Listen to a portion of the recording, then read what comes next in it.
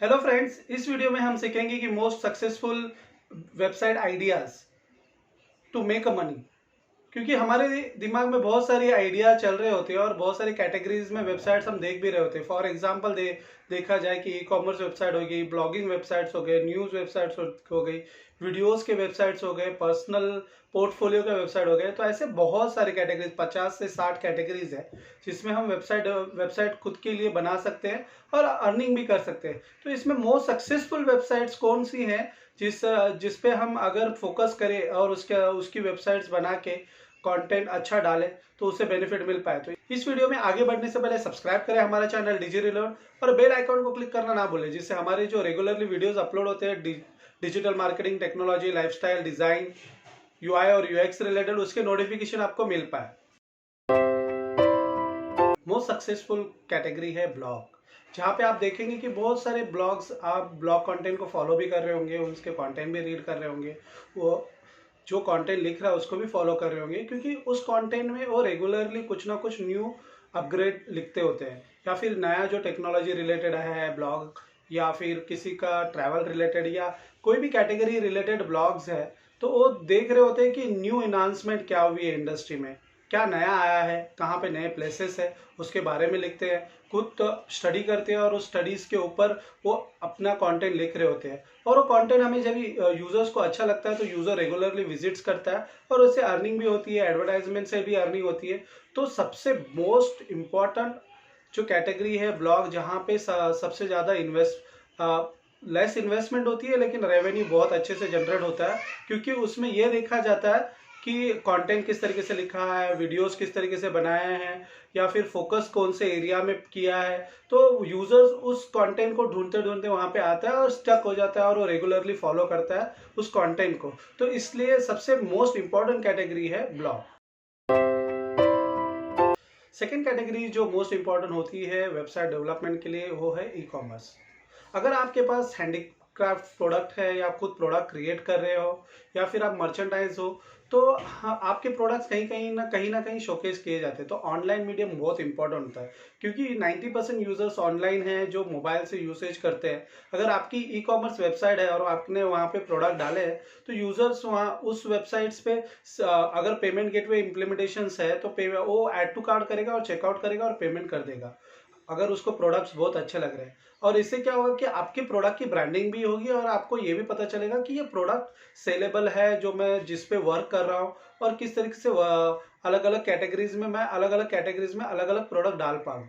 क्योंकि हाँ, ये होता है कि हमारे पास एक प्रोडक्ट हो या दो प्रोडक्ट हो, कभी कभी हमारा फोकस एरिया एक होता है कि मैं सिर्फ टी शर्ट है तो मैं टी शर्ट ही बेचूंगा। तो टी शर्ट्स में भी अलग अलग वैरायटीज होते हैं, राउंड टेबल होता है, या फिर कॉलर होता है, या फिर बटन वाले टी शर्ट्स हो जाते हैं। तो अलग अलग टी शर्ट्स भी हो जाते हैं और उसके अंदर कस्टमाइज टी शर्ट्स भी बना के देने का ऑप्शन हो जाता है। तो ये सारे आइडियाज अगर हमारे पास है तो हम ई कॉमर्स वेबसाइट्स बनाए, जिसपे ये होता है कि हमारे जो आइडियाज होते हैं और यूजर्स को अगर वो स्लोगन्स या वो टी शर्ट्स के कलर्स कॉम्बिनेशन, मटेरियल्स सब अच्छा लगा तो श्योरली वो बाय करता है, क्योंकि ऑनलाइन सेलिंग बहुत ज्यादा हो रही है और यूजर्स बहुत एंगेज करके वो खरीद रहा होता है, क्योंकि उसको अगर कलर अच्छा लगा है तो वो खरीदता ही है। 10 साइट्स देखे तो भी अगर वो रिटर्न उसी वेबसाइट पे आके वो खरीदता है। तो यही है कि जो सेकंड मोस्ट इंपॉर्टेंट कैटेगरी है वेबसाइट आइडियाज में है वो e commerce. Third most important idea है वेबसाइट डेवलपमेंट के लिए, वो मेंबरशिप वेबसाइट। अगर आप कंटेंट क्रिएट कर रहे हो, बहुत सारा कंटेंट आपका अच्छा है, यूज़र एंगेजमेंट बहुत अच्छा है, यूज़र रेगुलरली विजिट्स कर रहा है, वीडियोस भी देख रहा है, तो आप उस वेबसाइट्स को मेंबरशिप वेबसाइट भी बना सकते हो। रिस्ट्रिक्ट कर सकते हो कंटेंट व्यूइंग का। अगर वो यूजर्स आ रहा है तो 5 6 ब्लॉग्स उसको दिखा दिए, और भी ब्लॉग्स और कंटेंट उसको रीड करने या देखने हैं, तो उसको सब्सक्राइब करना पड़ेगा। तो सब्सक्रिप्शन का कुछ आप चार्ज भी रख सकते हो, $1 $2 के आसपास आपने अगर चार्ज रख लिया है मंथली, तो रेवेन्यू हर एक यूजर्स के हिसाब से अगर देखें, ईयरली भी रेवेन्यू $12 $15 के आसपास आया, और आपके पास 10,000 15,000 यूजर्स रेगुलरली आ रहे हैं, तो रेवेन्यू बहुत हायर साइड हो जाता है। तो इसीलिए जो मेंबरशिप वेबसाइट है बहुत रेवेन्यू जनरेशन कर रही होती है, क्योंकि वो प्रीमियम कंटेंट होता है। जो कंटेंट हम रेगुलरली बना रहे हैं और यूजर को अच्छा लग रहा है और उसको और भी कंटेंट उसको रीड करना है या पढ़ना है, वीडियोस देखने हैं, तो जरूर सब्सक्राइब करता है। तो इस तरीके की वेबसाइट्स भी बहुत रेवेन्यू जनरेट करती हैं। तो थर्ड जो मोस्ट इंपॉर्टेंट कैटेगरी थी जो membership website. Fourth most important category है मार्केट प्लेस। आप सभी जानते हैं मार्केट में बहुत सारे जो कंपनीज है वो प्रोडक्ट तो क्रिएट नहीं कर रहे होते हैं। वो कोई मैन्युफैक्चरिंग नहीं होती है या फिर कोई यूनिट नहीं होता, ना फैक्ट्रीज होती है। वो सिर्फ प्रोडक्ट सेल कर रहे होते हैं। जैसे कि फॉर एग्जांपल देखा जाए, अमेजोन हो गया, फ्लिपकार्ट हो गया, स्नैपडील हो गए। ऐसे वेबसाइट पे आप देख रहे हो कि यूजर रजिस्टर करता है, वेंडर्स रजिस्टर करते हैं और अपने प्रोडक्ट्स डाल रहे होते हैं। उसमें सिर्फ वेंडर्स क्या कर रहा होता है कि वो अपने प्रोडक्ट डाल रहा होता है और शिपिंग चेक कर रहा होता है, शिपिंग लॉजिस्टिक्स पूरा मैनेज कर रहा होता है कि हम मेरे प्रोडक्ट्स यूजर्स तक पहुंच जाए। सिर्फ वो वेबसाइट्स और बाकी सारी ब्रांडिंग जो होती है, जो कंपनी अलग अलग होती है, वो खुद ही कर रही होती है। तो इससे बेनिफिट्स ये मिलता है कि जो स्मॉल स्केल वेंडर्स होते हैं, जो एफर्ट्स नहीं कर पाते ऑनलाइन ई कॉमर्स वेबसाइट्स बनाने के लिए, वो इस तरीके का प्लेटफॉर्म यूज कर सकते हैं जहाँ पे वो ऑनलाइन सेलिंग कर सकते हैं।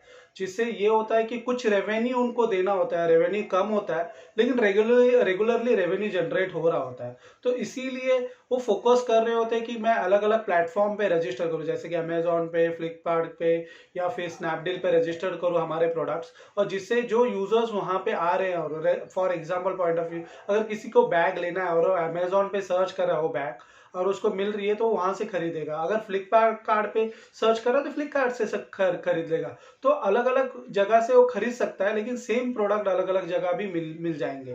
तो इसीलिए स्मॉल स्केल जो वेंडर्स होते हैं उनके लिए ये प्लेटफॉर्म बहुत बेनिफिशियल होते हैं। इसमें कुछ करना नहीं होता है, सिर्फ रजिस्टर करके अपने प्रोडक्ट्स अपलोड करके उसकी इंफॉर्मेशन अपलोड करनी है और लास्ट अब सिर्फ हमें शिपिंग देखना है कि यूजर्स की जो ऑर्डर है ये हमने शिपमेंट प्रॉपरली भेजा है। और इसमें क्या होता है कि हमारे कुछ परसेंटेज अमाउंट वो कंपनी लेती है, लेकिन बाकी सारा जो ऑनलाइन मार्केटिंग, टेक्नोलॉजी, जो भी मनी इन्वॉल्वमेंट है, होस्टिंग रिलेटेड हो गया, सर्वर रिलेटेड हो गया, मैनेजमेंट रिलेटेड हो गया, वो सारा कुछ वो जो ऑनलाइन कंपनीज होती है वो मैनेज कर रही होती है। तो इसलिए फोर्थ जो मोस्ट इंपॉर्टेंट कैटेगरी है वो मार्केट प्लेस। फिफ्थ कैटेगरी जो है प्रोडक्ट रिव्यू। आप सभी जानते हैं कि हम ऑनलाइन कुछ ना कुछ खरीद रहे होते हैं या फिर हम एजुकेशन भी ले रहे होते हैं, तो देख रहे होते हैं कि अलग अलग इंस्टीट्यूशंस के बारे में इंफॉर्मेशन ऑनलाइन निकाल रहे होते हैं।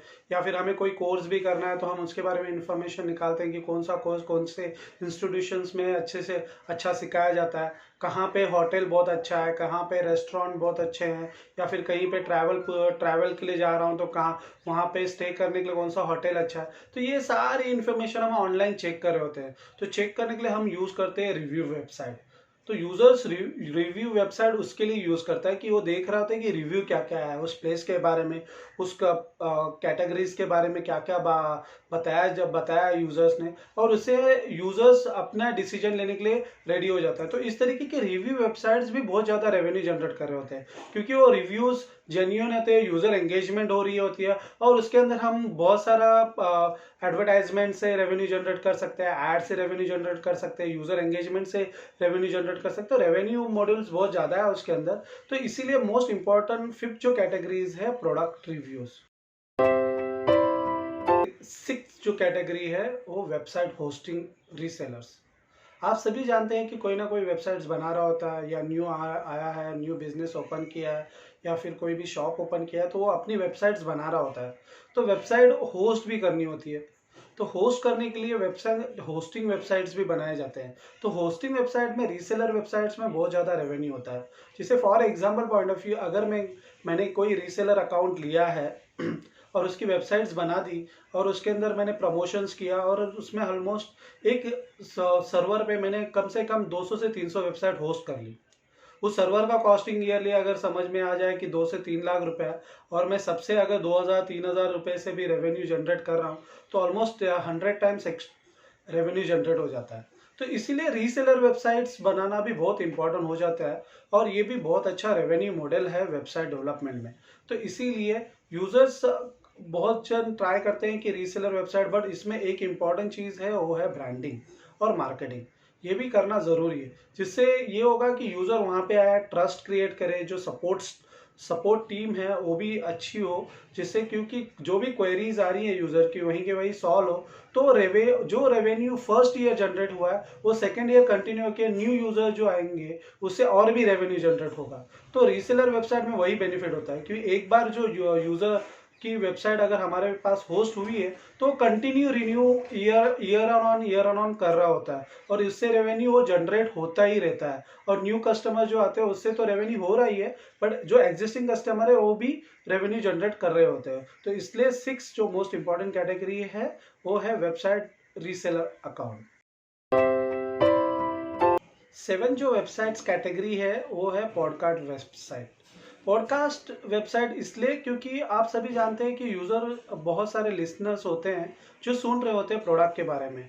अगर हाँ जो पॉडकास्ट वेबसाइट है और वहाँ पे हम रेगुलरली न्यू प्रोडक्ट्स या न्यू कैटेगरीज के बारे में बात कर रहे हैं और उसके लिए ब्रॉडकास्ट का टाइमिंग और शेड्यूल करके रखा हुआ है और यूज़र्स को इन्फॉर्मेशन दी है, तो यूज़र ज़रूर विजिट करता है वो वेबसाइट पे और वो सुनता है कि एग्जैक्टली क्या है वो information. For example point of view, अगर मुझे लग रहा है कि अभी कोई लेटेस्ट शो आने वाला है और उसके बारे में मुझे जानकारी चाहिए कि उसके अंदर क्या क्या है कि मैं उसको देखूं या ना देखूं, तो जो मार्केटिंग इन्फ्लुएंसर होते हैं वो उस शो के बारे में डिस्कशन करते हैं या फिर बात करते हैं और उसके अंदर पूरी इन्फॉर्मेशन देते हैं उस शो के बारे में, और वो शेड्यूल करते हैं, ब्रॉडकास्ट करते हैं कि यूज़र्स को मिल पाए। और यूज़र जब भी वो सुनता है और फिर डिसाइड करता है कि वो शो मैं देख पाऊँ या नहीं देख पाऊँ। तो पॉडकास्ट वेबसाइट्स भी बहुत ज़्यादा रेवेन्यू जनरेट करती है, क्योंकि वो अलग अलग प्रोडक्ट के बारे में बात कर रहा होता है। जब भी हम अलग अलग प्रोडक्ट के बारे में इंफॉर्मेशन दे रहे होते हैं तो जो प्रोडक्ट्स है वो प्रोडक्ट सर्विस प्रोवाइडर जो होता है उस प्रोडक्ट का, वो उसके लिए रेवेन्यू दे रहा होता है उस पॉडकास्ट जो कर रहा है उसके लिए। तो इसीलिए मोस्ट इंपॉर्टेंट हो जाती है जो 7th मोस्ट इंपॉर्टेंट कैटेगरी, वो है पॉडकास्ट वेबसाइट।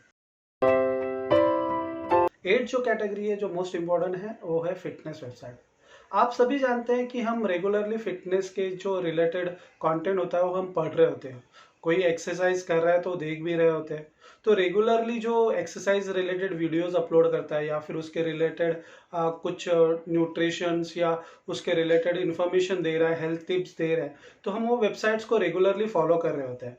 तो उसी तरीके से अगर हमारे दिमाग में वो आइडिया है कि हम फिटनेस वेबसाइट्स बना सके और उसके बारे में बात कर सके, तो ज़रूर बनाना है, क्योंकि उससे ये होता है कि यूजर्स उससे एंगेज होता है, उसको फॉलो कर रहा होता है, कंटेंट देख रहा होता है, और इसमें भी बहुत सारा रेवेन्यू जनरेशन हो रहा होता है, जैसे कि एडवर्टाइजमेंट से या इन्फ्लुएंसर मार्केटिंग के से रेवेन्यू जनरेट हो रहा होता है, या फिर कोई प्रोडक्ट प्रमोशन से भी रेवेन्यू जनरेट हो रहा होता है। तो ये भी एक कैटेगरी बहुत इंपॉर्टेंट हो जाती है, क्योंकि फिटनेस के लिए बहुत जन देख रहे होते हैं कि अरे हाँ मेरा वेट बहुत बढ़ गया है, तो वेट लूज करने के लिए मुझे क्या क्या टिप्स होनी चाहिए, कौन सी एक्सरसाइज करनी चाहिए, तो फिटनेस वेबसाइट को फॉलो कर रहे होते हैं, या फिटनेस ट्रेनर जो होते हैं उनको फॉलो कर रहे होते हैं। तो ट्रेनर अपने सारे वेबसाइट्स, अपने सारे टिप्स उस वेबसाइट्स पे डाल सकता है, उसको वो मार्केट मेंबरशिप भी कर सकते हैं, क्योंकि अगर प्रीमियम कंटेंट है तो यूजर्स को रजिस्टर करके रेगुलरली मंथली फीस या वन टाइम फीस करके भी वो वेबसाइट्स को रेवेन्यू जनरेट कर सकता है। तो इसीलिए मोस्ट इंपॉर्टेंट जो कैटेगरी है वेबसाइट डेवलपमेंट में फिटनेस। 9th और मोस्ट इंपॉर्टेंट कैटेगरी है ऑनलाइन लर्निंग वेबसाइट्स। आप सभी जानते हैं कि हम कहीं ना कुछ सीख रहे होते हैं, कोई ना कोई मीडियम होता है, तो यूजर सीखने के लिए कुछ ना कुछ सर्च कर रहा होता है गूगल पे, तो ऑनलाइन लर्निंग वेबसाइट्स पे वो बहुत ज़्यादा विजिट्स कर रहे होते हैं, जहाँ पे वो देखता है कि फैकल्टीज अवेलेबल है, वो टीचिंग दे रहे हैं। फॉर एग्जांपल अगर मुझे डिजिटल मार्केटिंग का कोर्स करना है तो मैंने सर्च किया कि online digital marketing training institute या ट्रेनिंग प्रोग्राम्स, ट्रेनिंग वेबसाइट्स, तो मैं उस वेबसाइट पे जाऊंगा और देखूंगा कि अरे हाँ ये टॉपिक दिए हैं, इस टॉपिक के बारे में ये पर्सन्स है, और वो जो पर्सन्स है उसके पूरा बायोग्राफी उधर वहाँ पे अवेलेबल है कि वो पर्सन्स ने क्या किया है, कितने ईयर्स डिजिटल मार्केटिंग में ट्रेनिंग दी है, कितनी ईयर्स डिजिटल मार्केटिंग की है, तो उससे हमें लगता है कि अरे हाँ ये बहुत अच्छा ट्रेनर है जिससे मैं सीख सकता हूँ। तो उस कोर्स को एक्सेप्ट कर लेता है और उसके लिए जो भी फीस होती है वो ऑनलाइन पे कर लेता है और ऑनलाइन ट्रेनिंग ले रहा होता है, जिसे अलग अलग मीडियम से वो ट्रेनिंग दे सकते हैं, जैसे कि वीडियो कॉलिंग थ्रू या फिर वीडियो ट्यूटोरियल्स थ्रू। तो अलग अलग मीडियम यूज कर सकते हैं ऑनलाइन ट्रेनिंग्स देने के लिए। और ये इससे होता है कि यूजर्स अपना एजुकेशन अच्छा करने के लिए वो ऑनलाइन जो लर्निंग प्रोग्राम्स होते हैं वो ज़रूर करते हैं, और उससे ये बेनिफिट भी होता है कि वो इंडस्ट्री में स्टैंड आउट भी करते हैं। और इस तरीके की वेबसाइट्स अगर हम बनाते हैं तो उससे रेवेन्यू भी जनरेट होता है, अलग अलग रेवेन्यू जो मॉड्यूल्स वहाँ पे क्रिएट हो जाते हैं, क्योंकि हमें देखता है कि एक तो सब्सक्रिप्शन मॉड्यूल से फीस निकल आती है, और अगर देखें कि हम अगर स्पॉन्सर वीडियोस या मार्केटिंग इन्फ्लुएंसर्स के कंटेंट अगर प्रमोट कर रहे हैं तो उससे भी बेनिफिट मिल जाता है। तो इसीलिए 9 जो मोस्ट इंपॉर्टेंट कैटेगरी है ऑनलाइन लर्निंग प्रोग्राम्स। 10 जो मोस्ट इंपॉर्टेंट कैटेगरी है पोर्टफोलियो वेबसाइट। आप सभी जानते हैं कि हम अपना पोर्टफोलियो बना रहे होते हैं। फॉर एग्जांपल मेरी बात करूं तो मैं नीलेश मात्रे, एज अ आइडेंटिटी नीलेश मात्रे करके कोई गूगल में सर्च करता है नीलेश मात्रे और नीलेशमात्रे.com वेबसाइट पे जाता है, तो उसको मेरे बारे में पूरी इन्फॉर्मेशन मिल जाएगी। वहाँ पे मिलेगी कि मैंने क्या किया है, मेरा एजुकेशन बैकग्राउंड क्या है, मैंने कौन से प्रोजेक्ट्स मैनेज किए, क्या अभी करंट स्टेटस क्या है, मैं क्या कर रहा हूँ, क्या लिख रहा हूँ। तो ये सारी इन्फॉर्मेशन जहाँ पे एक जगह हम दिखा सकते हैं वो होती है हमारी पोर्टफोलियो वेबसाइट। इससे बेनिफिट ये होता है कि हम हमारी पोर्टफोलियो वेबसाइट सभी को दिखा भी सकते हैं, और उससे हमें हमारे लिए खुद के लिए काम भी जनरेट होता है। अगर हम वर्किंग है या एम्प्लॉई है तो उससे जहाँ पे भी हम अप्लाई कर रहे होते हैं कोई भी कंपनीज में, तो हम हमारी वेबसाइट पोर्टफोलियो वेबसाइट दे सकते हैं और वो देख सकता है कि इसने प्रीवियसली कौन कौन से काम किए हैं। तो पोर्टफोलियो वेबसाइट्स भी बहुत इंपॉर्टेंट होते हैं, क्योंकि पोर्टफोलियो में ये होता है कि हमारी पूरी जो इंफॉर्मेशंस है, एजुकेशनल, टेक्निकल या अदर इन्फॉर्मेशंस भी है, वो पूरी इन्फॉर्मेशन वहाँ पे दिखाई जाती है, और यूजर उसको देख के उसको अप्रोच करता है उस बंदे को कि वो ट्रेनिंग दे या फिर उससे ट्रेनिंग ले। तो ये सारी इन्फॉर्मेशंस बहुत इंपॉर्टेंट होती है। तो 10th और मोस्ट इंपॉर्टेंट कैटेगरी है पोर्टफोलियो वेबसाइट। 11 जो मोस्ट इंपॉर्टेंट कैटेगरी है जो वेबसाइट डेवलपमेंट में बहुत हेल्प करती है वो है इवेंट्स। आप सभी जानते हैं कि अलग अलग इवेंट्स हो रहे होते हैं जिससे यूजर्स वहाँ पे एंगेजमेंट कर रहा होता है। फॉर एग्जांपल हमने एक इवेंट किया था मसल ब्लेज। उस इवेंट्स में क्या हुआ कि यूजर्स एंगेजमेंट के लिए हमने बोला कि यूजर्स को आप अपनी बॉडीज के फोटोज डालो जो स्ट्रक्चरल है, और उसके फोटोज अपलोड करो, और उसके लिए कोई कैप्शन लिख देना और सोशल मीडिया पे शेयर करना।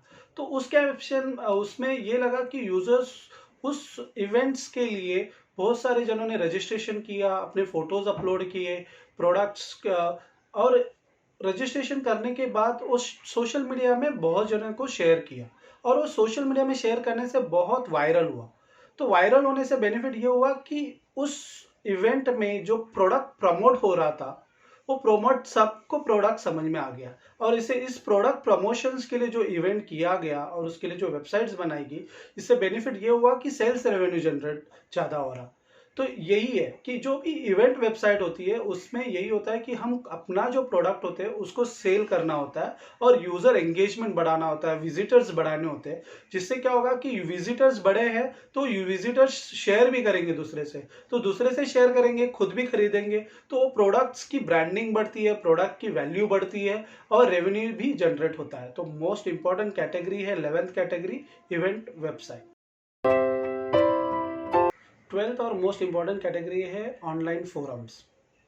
आप सभी जानते हैं कि हम अलग अलग फोरम्स पे रजिस्टर किए हुए होते हैं। फॉर एग्जांपल कोई भी क्लासीफाइड जर्नल्स पे, या फिर अगर मैं साइंस बैकग्राउंड से ताल्लुक़ रखता हूँ और मुझे ऑर्थोपेडिक्स के बारे में सीखना है, तो हम देखते हैं कि मैंने जर्नल ऑफ ऑर्थोपेडिक्स को फॉलो किया है और उसके कंटेंट को फॉलो कर रहा हूँ, उसके कंटेंट को पढ़ रहा हूँ।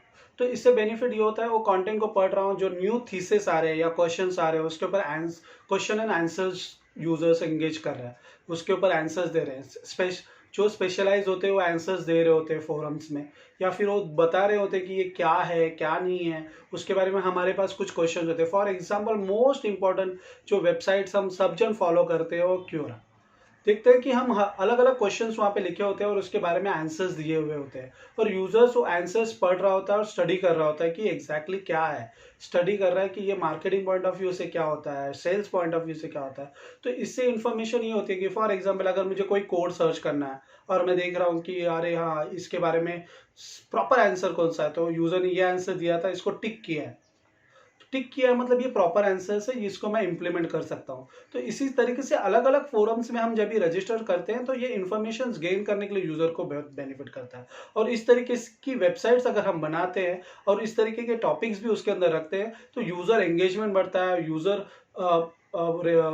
पेज व्यूज बढ़ते हैं, यूनिक विजिटर्स बढ़ते हैं, और जितना पेज व्यूज और यूनिक विजिटर्स बढ़ेंगे उतना रेवेन्यू जनरेशन भी बहुत ज़्यादा होता है। तो ये भी एक रेवेन्यू जनरेशन करने के लिए वेबसाइट्स में बहुत अच्छा मॉड्यूल है। तो इसीलिए फोरम्स भी क्रिएट करना बहुत इंपॉर्टेंट होता है। तो फोरम्स की वेबसाइट्स बनाएंगे और उस तरीके से अगर हम मैनेज कर रहे हैं तो उससे भी बहुत अच्छा रेवेन्यू जनरेट हो सकता है। तो इसीलिए मोस्ट इंपॉर्टेंट है 12th number online forums. 13th number जो मोस्ट इंपॉर्टेंट है न्यूट्रिशन वेबसाइट। आप सभी जानते हैं कि बहुत सारे जन अपने हेल्थ के लिए बहुत कॉन्शियस होते हैं और वो बहुत सारे न्यूट्रिशंस को फॉलो कर रहे होते हैं कि उनके टिप्स, हेल्थ टिप्स जो होते हैं उसके लिए डाइट कैसे फॉलो करना है, किस तरीके से करना है, हेयर के लिए क्या क्या करना होता है। तो इस तरीके से बहुत सारे क्वेश्चंस यूजर्स के मन में होते हैं और उसके लिए वो बहुत सारे न्यूट्रिशन वेबसाइट को फॉलो करते हैं या न्यूट्रिशियन को फॉलो कर रहे होते हैं। तो अगर हम न्यूट्रिशन वेबसाइट्स बना रहे हैं तो इस तरीके का कंटेंट हो कि यूज़र उस कंटेंट को फॉलो करे, वीडियोस को फॉलो करे और उससे हमारा रेवेन्यू जनरेशन हो। और ये भी बहुत इंपॉर्टेंट है रेवेन्यू जनरेशन के लिए मॉडल कि न्यूट्रिशन अगर हम वेबसाइट्स बना रहे हैं और उस तरीके का हमारे पास प्रोडक्ट भी है न्यूट्रिशन, तो और वो ऑनलाइन सेल भी कर रहे हैं तो बेनिफिट ही है। तो इसीलिए मोस्ट इंपॉर्टेंट कैटेगरी है वेबसाइट आइडियाज़ में न्यूट्रिशन। 14th नंबर जो है वो है जॉब बोर्ड वेबसाइट। आप सभी जानते हैं कि हम बहुत सारे जो एम्प्लॉयज़ होते हैं बहुत सारे जॉब के वेबसाइट्स को फॉलो कर रहे होते हैं जहाँ पे वो अप्लाई कर सके। जैसे कि फॉर एग्जांपल naukri.com है, monster.com है या फिर timejobs.com है। ऐसे अलग अलग वेबसाइट्स है जो जॉब रिलेटेड जहाँ पे हम फॉलो कर रहे होते हैं और वहाँ पे हम अप्लाई कर रहे होते हैं। बट हाँ, हम ये भी देखते हैं कि हमारे पास बहुत सारे रिक्वायरमेंट ऑफलाइन भी आती है या फिर ऑनलाइन भी आती हैं। अलग अलग वेबसाइट्स भी होती है, कंपनीज अपने जॉब पोर्टल वेबसाइट्स भी बना रहे होते हैं जिससे हम अप्लाई कर सकते हैं, यूजर्स अप्लाई कर सकते हैं। तो जॉब पोर्टल वेबसाइट्स में अगर मैं रिक्रूटमेंट में हूँ और उस तरीके का बिजनेस कर रही हूँ या कर रहा हूँ तो जॉब पोर्टल वेबसाइट्स भी बहुत इंपॉर्टेंट मायने रखती है। अगर हमारे पास उतनी रिक्वायरमेंट है, अलग अलग कंपनीज के साथ टाइप है, तो हम उनके जो जॉब की रिक्वायरमेंट है हम हमारे वेबसाइट्स पर डाल सकते हैं और जहाँ से यूज़र रजिस्टर्ड करके वो अप्लाई कर सकता है। और अप्लाई करने के बाद हम उन पर्टिकुलर कंपनीज में इंटरव्यूज कंडक्ट करने के लिए भेज सकते हैं। इससे बेनिफिट ये होता है कि हमारे पास जो हम यूज़र्स को फॉलो करके कॉल करके रेगुलरली हम कि आप इंटरेस्टेड हो कि इस कंपनी में जॉब है और हम उनको कॉल करते हैं और वो कोई हाँ बोलता है, कोई ना बोलता है। लेकिन अगर हमारे पास उस तरीके का वेबसाइट है और उस तरीके के यूज़र्स ऑलरेडी रजिस्टर्ड है वेबसाइट पे और वो अप्लाई कर रहे हैं उस तरीके से वेबसाइट पे और वो इन्फॉर्मेशन आती है, तो हमें ये होता है कि चूज़ करने के लिए हम डायरेक्टली उसी बंदे को कॉल करें और वो उस कंपनी में हम इंटरव्यूज़ के लिए भेजें और ये बेनिफिट होता है। क्योंकि अगर ये प्रोसेस होती है तो हमारा जो हाफ प्रोसेसेस है वो कम हो जाती है और उससे रेवेन्यू जनरेशन भी ज़्यादा हो जाता है। तो यही है, तो मोस्ट इंपॉर्टेंट कैटेगरी है जॉब बोर्ड वेबसाइट। 15 नंबर है फूड ब्लॉग्स। आप सभी जानते हैं कि हम यूज़र्स बहुत जगह विजिट कर रहा होता है, होटल्स में, रेस्टोरेंट में या ढाबा या एनीवेयर जहाँ पे फूड्स मिलते हैं, तो क्वालिटी फूड्स। तो यूज़र्स वहाँ पे जाके खाना खाते हैं या फिर अलग अलग देख रहे होते हैं कि सपोर्ट स्टाफ कैसा है या फिर किचन कैसे है, हाइजीन लेवल मेंटेन किया है या नहीं किया है। जो फूड ब्लॉगर्स होते हैं वही इन्फॉर्मेशन अपने ब्लॉग्स पे डाल रहे होते हैं। तो अगर फूड ब्लॉग्स अगर आप रेगुलरली लिख रहे हो और आप इन्फॉर्मेशन लिखने में बहुत अच्छे हो तो ज़रूर फूड ब्लॉग वेबसाइट्स क्रिएट करना। जिससे बेनिफिट ये होगा कि आप अगर कोई रेस्टोरेंट विजिट कर रहे हो और उस रेस्टोरेंट के बारे में इन्फॉर्मेशन डाल रहे हो या फिर उसके hygiene level, staff, support staff किस तरीके से मेंटेन किया है, फूड्स क्वालिटी किस तरीके से मेंटेन की है, इसके बारे में इन्फॉर्मेशन डाल रहे हो। क्योंकि आप देख रहे होते हैं कि यूज़र्स बहुत सारे वेबसाइट सर्च कर रहा होता है कि ये होटल किस तरीके का है, इस या फिर मैं इस पर्टिकुलर प्लेस विजिट कर रहा हूँ तो यहाँ पे कौन सा होटल्स अच्छा है, और वो फूड ब्लॉगर्स के कंटेंट को रीड कर रहा होता है। इससे बेनिफिट ये होता है कि यूज़र्स को इन्फॉर्मेशन मिल जाती है और आपको उसके अंदर ये भी होता है कि यूज़र्स के बारे में आपको पता होता है कि क्या चाहिए। अगर वो देख रहा होता है कि यूजर्स पढ़ रहा होता है कि अच्छा ये होटल बहुत अच्छा है, यहाँ पे हाइजीन लेवल मेंटेन किया है, क्वालिटी ऑफ फूड्स मिल रहा है, तो वो श्योरली जाएगा। हाइजीन लेवल मेंटेन कर रहे हैं, सब कुछ मेंटेन कर रहे हैं, बट क्वालिटी ऑफ फूड्स नहीं है तो यूजर्स जाएगा नहीं। अगर ये ब्लॉगर्स ये इन्फॉर्मेशन पूरी अपने ब्लॉग फूड ब्लॉग्स में डाल रहा है तो यूजर्स उस कंटेंट को फॉलो करता है।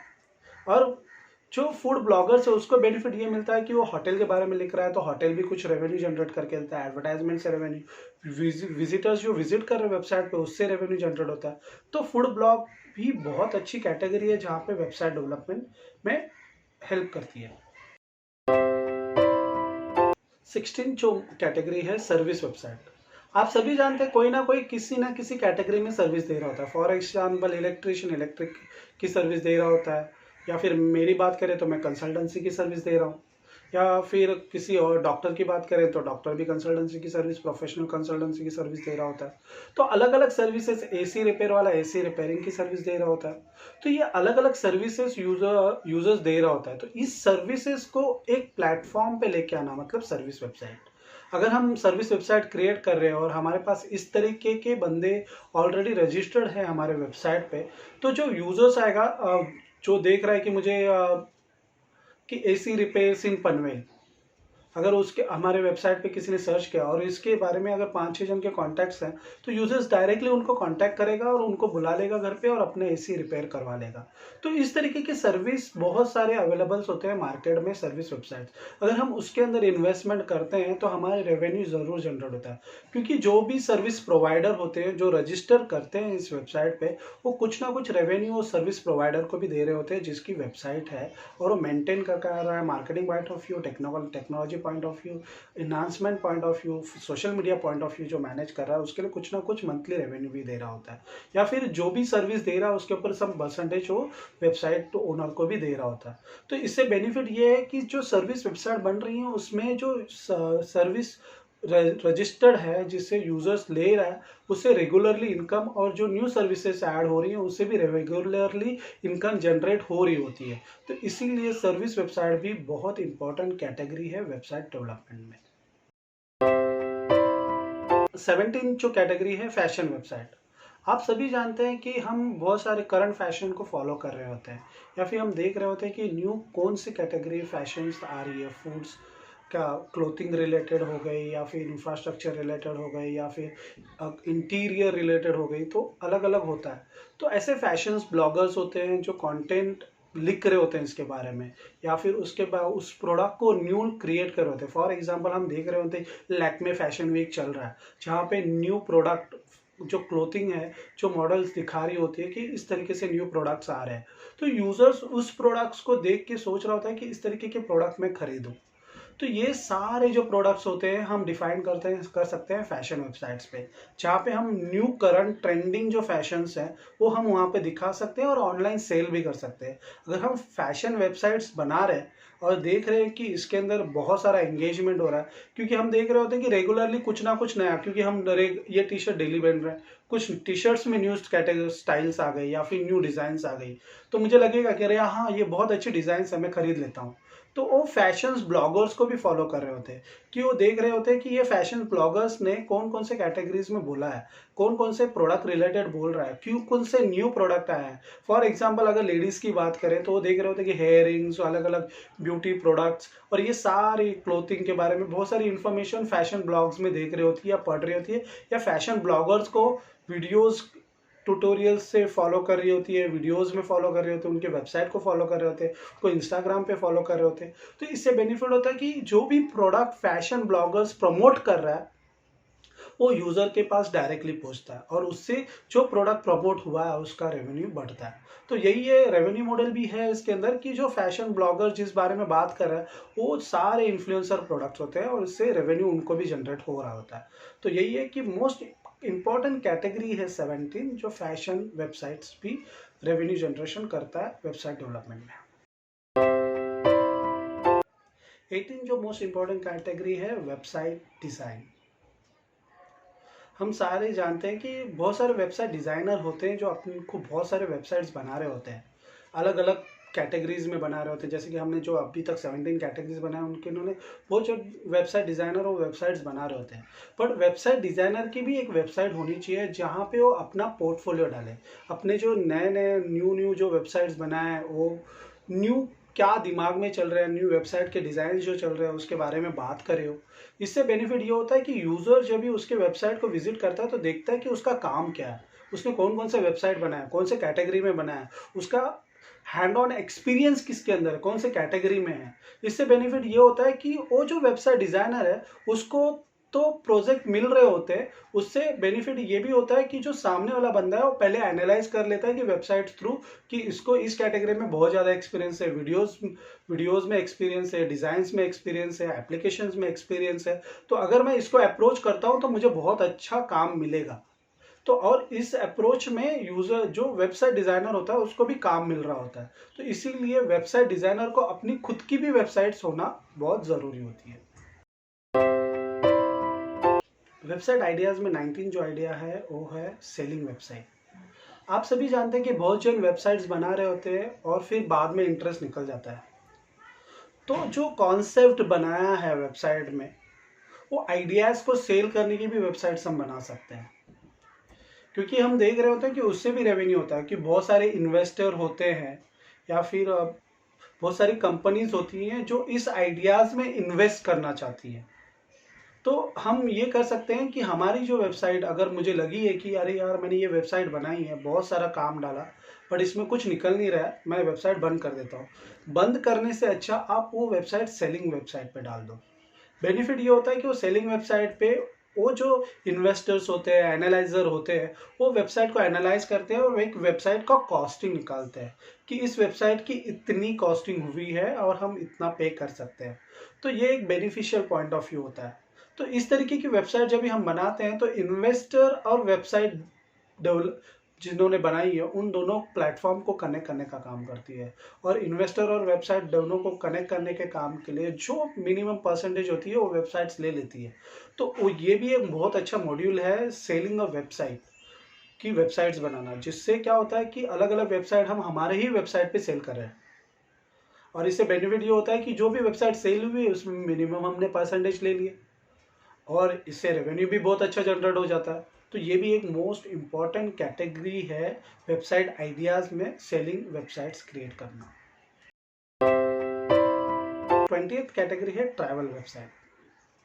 आप सभी जानते हैं कि बहुत सारे ट्रैवल ब्लॉगर्स होते हैं जो ट्रैवल करते करते शूट कर रहे होते हैं। कोई प्लेस का हो गया, लेक का हो गया, या फिर कोई रेस्टोरेंट का हो गया, या फिर उसके बारे में इंफॉर्मेशन डाल रहे होते हैं। तो अगर आप ट्रैवलर हो, आप रेगुलरली ट्रैवल कर रहे हो और आपको ट्रैवल वेबसाइट्स बनानी है तो बहुत अच्छा है, क्योंकि उसमें क्या होता है कि हम रेगुलरली जा रहे होते हैं और उसके अंदर हम अपना कंटेंट खुद ही क्रिएट भी कर रहे होते हैं। जैसे कि ट्रैवल में यहाँ से अगर मैं पूना ट्रैवल कर रहा हूँ तो पूना के बीच में मैंने लोनावला ट्रैवल किया है, तो लोनावला में कौन से होटल में स्टे किया, उस होटल के बारे में इंफॉर्मेशन दी, उसके फूड्स क्वालिटी के बारे में, हाइजीन लेवल के बारे में, उसके बाद आसपास में क्या क्या है सराउंडिंग में देखने के लिए बहुत अच्छा, उसके बारे में इंफॉर्मेशन उधर डाल दी।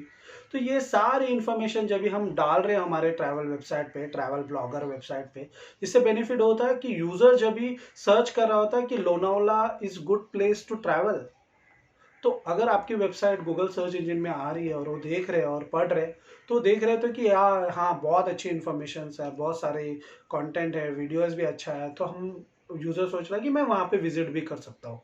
तो इस तरीके की कंटेंट जनरेटेड वेबसाइट या वीडियो प्रोडक्टिव वेबसाइट्स आप बना सकते हो ट्रैवल वेबसाइट में, जिससे ट्रैवलिंग प्लान, ट्रैवल के बीच में क्या क्या करना चाहिए, कौन कौन सी एक्टिविटी करना चाहिए, ये सारी इन्फॉर्मेशन, टिप्स, ब्लॉग्स, वीडियोस या फिर गैलरीज मतलब फोटोज वगैरह आप वहाँ पे डाल सकते हो उस वेबसाइट्स में। तो इससे बेनिफिट होगा कि यूज़र जो भी आपके वेबसाइट पे आएगा उसको ये सारी इन्फॉर्मेशन मिलेगी। और ये इन्फॉर्मेशन जो हम शेयर कर रहे होते हैं, जिससे यूज़र जितने एंगेजमेंट ज़्यादा बढ़ेगी उतना रेवेन्यू भी ज़्यादा बढ़ेगा। तो वही है, जितना ट्रैवल भी आप करोगे वो भी एक बेनिफिट है कि ट्रैवलिंग कॉस्ट भी निकल जाएगी, ऊपर से प्रॉफिट भी होगा और हॉबीज़ भी कंप्लीट होगी। तो इसीलिए ट्रैवल वेबसाइट भी बहुत इंपॉर्टेंट होती है, क्योंकि हम देखते हैं कि मुंबई टू पूना जाना है तो मुझे ट्रैवल बुक करनी है, या फिर मुंबई टू दिल्ली एयरलाइंस। तो बहुत सारे एयरलाइन सर्विसेज भी होती है जो हम इसके अंदर इंक्लूड कर सकते हैं कि हमारे साथ ट्रैवल की इंफॉर्मेशन भी मिल रही है। आप वेबसाइट पे ट्रेन भी बुक कर सकते हो, फ्लाइट भी बुक कर सकते हो, या पर्सनल व्हीकल भी बुक कर सकते हो वहाँ पे ट्रैवल करने के लिए। तो ये सारी इन्फॉर्मेशन मेरे वेबसाइट पे मिल रही है और इससे सारा रेवेन्यू भी मुझे मिल जाएगा। तो यही है। तो बट फोकस मोस्ट इंपॉर्टेंट होता है इसके अंदर, क्योंकि हम जब भी इस ट्रैवल बिजनेस को अगर हम फोकस कर रहे हैं तो ये सारी इन्फॉर्मेशन उनके साथ टाई अप करके रखना भी ज़रूरी होता है, जिससे यूज़र जो भी है वो यहाँ से दूसरे वेबसाइट पे ना जाए। तो यही है। तो मोस्ट इंपॉर्टेंट कैटेगरी है 20th travel website is the most also important for the website ideas। जो 21वीं कैटेगरी है वो है क्राफ्ट वेबसाइट। आप सभी जानते हैं कि हम कोई ना कोई क्राफ्ट के प्रोजेक्ट बना रहे होते हैं। बहुत जन क्राफ्ट में बहुत एक्सपर्ट्स होते हैं जो हैंडीक्राफ्ट प्रोडक्ट भी बहुत अच्छा बना रहे होते हैं। तो उस हैंडीक्राफ्ट प्रोडक्ट्स के ट्यूटोरियल्स, वीडियो ट्यूटोरियल्स, उसके फोटोज़ वो अपने वेबसाइट पे डालें और सेलिंग के लिए रखें, तो यूज़र एंगेजमेंट भी बढ़ता है, यूज़र्स ट्रस्ट वर्दी होता है, क्योंकि वो खुद के प्रोडक्ट्स होते हैं, वो खुद डाल रहा होता है। एक तो है कि हम दूसरे वेबसाइट्स पे जैसे कि मार्केट प्लेस वेबसाइट पे भी वो डालना ही है, लेकिन अगर हमारी खुद की भी वेबसाइट है तो खुद की एक आइडेंटिटी भी बन जाती है क्राफ्ट प्रोडक्ट में। तो क्राफ्ट प्रोडक्ट में वीडियोस बना दिए, प्रोडक्ट्स भी डाल दिए, उसकी कॉस्टिंग भी डाल दिए, इसमें चेकआउट और चेक इन करके यूज़र पेमेंट करके निकल जाएगा और हमें सिर्फ डिलीवरी करनी है। तो इससे बेनिफिट होता है कि क्राफ्ट जो है ये यूनिक है, क्योंकि यूज़र्स, बहुत सारे यूज़र्स ऐसे होते हैं कि जो क्राफ्ट के प्रोडक्ट्स देख रहे होते हैं और उन्हें मिल नहीं रहे होते हैं, और कभी कभी ये होता है कि अचानक मिल जाते हैं, तो उस वेबसाइट को वो बहुत जनों के साथ फॉलो भी कर रहे होते हैं, शेयर भी कर रहे होते हैं कि कोई भी क्राफ्टिंग प्रोडक्ट चाहिए तो आप इस वेबसाइट को विजिट कर लो। तो इस वेबसाइट को विजिट कर लो मतलब हमारी ब्रांडिंग हो रही है, यूज़र एंगेजमेंट भी हो रहा है, तो बेनिफिट होता है। तो इसीलिए मोस्ट इंपॉर्टेंट कैटेगरी है क्राफ्ट वेबसाइट। नेक्स्ट कैटेगरी है फोटोग्राफी वेबसाइट। आप सभी जानते हैं कि मार्केट में बहुत सारे फोटोग्राफर्स हैं, मैं भी फोटोग्राफर हूँ। मैं बहुत अच्छे नेचुरल फ़ोटोज़ निकाल सकता हूँ, बहुत अच्छे वेडिंग फोटोग्राफी भी कर सकता हूँ। तो ये फोटोग्राफी जब भी मैं कर रहा हूँ तो अपने तक सीमित ना रखते हुए, फॉर एग्जांपल अगर मेरे पास कस्टमर भी है, क्लाइंट भी है, ऑफलाइन पहचान से भी आ रहे हैं या फिर रेफरेंस से भी आ रहे हैं, लेकिन मुझे उससे जो रेवेन्यू हो रहा है वो लिमिटेड रेवेन्यू है। अगर मुझे रेवेन्यू और भी बढ़ाना है तो मेरे जो फोटोग्राफ है उसमें जो बेस्ट फोटोज़ है वो मुझे कहीं पे शोकेस करने होंगे। तो उसके लिए मेरी खुद की फोटोग्राफी वेबसाइट भी होनी ज़रूरी है। तो उस फोटोग्राफी वेबसाइट में मैं क्या करूँगा, तो मेरे जो बेस्ट का वर्क है, मैंने वेडिंग शूट किया है तो वेडिंग शूट में सबसे अच्छे फ़ोटोज़ जो है वो मैंने वहाँ पे डाल दिए। उसके बाद मैंने कोई इवेंट किया है, उस इवेंट में जो सबसे अच्छे फ़ोटोज़ निकाले वो डाल दिए। या फिर नेचर विजिट की है और नेचर में बहुत अच्छे अच्छे फोटोग्राफ्स निकाले वो मैंने डाल दिए। इससे क्या होगा कि यूज़र जो हमारे वेबसाइट पे आएगा तो उसको लगेगा कि अरे यार इसकी स्किल बहुत अच्छी है, वर्साटाइल है, ये नेचर के भी फ़ोटोज़ बहुत अच्छे निकाल लेता है, वेडिंग फ़ोटोज़ भी अच्छे निकाल लेता है, या फिर इवेंट के लिए भी वो फ़ोटो अच्छे निकाल लेता है, या प्रोडक्ट फ़ोटोज़ भी बहुत अच्छे निकाल रहता है। तो उससे उस फोटोग्राफर्स का नाम होता है, और यूज़र जो देख रहा होता है उसको उसके फ़ोटोज़ बहुत पसंद आए तो खुद जो भी उसको फोटोग्राफी करनी है या फिर कोई भी इवेंट के लिए भी फोटोग्राफी करनी है तो उस फोटोग्राफर को ही बुलाता है। तो इसीलिए हमारा पोर्टफोलियो मेंटेन करने के लिए हमारी फोटोग्राफी वेबसाइट भी होनी ज़रूरी है, और ये भी बहुत इंपॉर्टेंट वेबसाइट आइडियाज़ है कि अगर हम फोटोग्राफर हैं तो फोटोग्राफी वेबसाइट होनी ज़रूरी है। नेक्स्ट है रेस्टोरेंट वेबसाइट। आप सभी जानते हैं कि हम अलग अलग रेस्टोरेंट पे विजिट कर रहे होते हैं। विजिट कभी करते हैं जब भी हम उस रेस्टोरेंट की फ़ोटोज़, वीडियोज़ या फिर उसकी रिव्यूज़, ये सारी चीज़ें हम पढ़ रहे होते हैं कहीं ना कहीं वेबसाइट पे। अगर रेस्टोरेंट की खुद की वेबसाइट है तो हम उनके खुद के वेबसाइट पे जाके भी चेक कर लेते हैं कि रूम अवेलेबिलिटीज़ है या नहीं, फ़ोटोज़ कैसे हैं, रूम में वॉशरूम कैसे दिख रहा है, या फिर बेडरूम कैसे दिख रहा है, हॉल कैसे दिख रहा है, या फिर गार्डन एरिया कैसा है, चिल्ड्रंस प्लेइंग एरिया है या नहीं है। ये सारी इन्फॉर्मेशन हमें अपने रेस्टोरेंट के वेबसाइट पे भी रखनी है। और रेस्टोरेंट के वेबसाइट में सबसे इम्पोर्टेंट होता है फूड्स, क्योंकि वो जो क्वालिटीज़ फूड्स अवेलेबल है या नहीं है, वो फूड्स के रिव्यूज़ क्या है डिफरेंट वेबसाइट, ये सारी इन्फॉर्मेशन यूजर्स टेस्टिमोनियल भी वहाँ पे होनी ज़रूरी है। तो रेस्टोरेंट वेबसाइट इसलिए ज़रूरी है कि रेस्टोरेंट बिजनेस तो हम कर रहे हैं, अलग अलग वेबसाइट पे रजिस्टर भी करके रखते हैं कि यहाँ से रेवेन्यू है, सही से भी है। लेकिन रेस्टोरेंट की अगर वेबसाइट होती है तो नेक्स्ट टाइम जब भी जैसे फॉर एग्जांपल मैं यूज़र हूँ और एक रेस्टोरेंट में गया, वहाँ पे लॉजिंग भी किया मैंने और वहाँ पे खाना खाया, सब कुछ किया, मुझे बहुत अच्छा लगा, तो मैंने उनका विजिटिंग कार्ड ले लिया, देखा ये वेबसाइट है। उस नेक्स्ट टाइम मैं उस वेबसाइट पे डायरेक्टली विजिट करके देखूंगा कि क्या क्या टेस्टिमोनियल किसने क्या डाले हैं, यूज़र्स की क्या क्या इन्फॉर्मेशन डाली है। या फिर मैं ये भी देखूंगा कि डायरेक्टली कॉल कर लूँगा कि अरे हाँ मुझे आना है, तो आप कितना डिस्काउंट दोगे। दूसरी वेबसाइट्स के थ्रू डिस्काउंट लेने से अच्छा मैं वहाँ से ले लूँ उनके वेबसाइट से। तो बेनिफिट ये मिल जाता है कि रेस्टोरेंट की अगर पूरी इन्फॉर्मेशन उस वेबसाइट पे अवेलेबल है तो यूज़र को चूज़ करना इजी हो जाता है। क्योंकि अगर हम देख रहे हैं कि स्विमिंग पूल दिखाया है बट यूज़ करने के लिए नहीं है तो बेनिफिट नहीं है। जब भी यूज़र ने डाला है कि हाँ ये बहुत अच्छा है, यूज़र के फोटोज़ डाले स्विमिंग पूल में खेलते हुए या फिर प्लेइंग एरिया में खेलते हुए, तो यूज़र को सारी इन्फॉर्मेशन मिल जाती है और यूज़र क्या सोचता है कि अरे हाँ ये बहुत अच्छा रेस्टोरेंट है, मैं यहाँ पे विजिट कर सकता हूँ।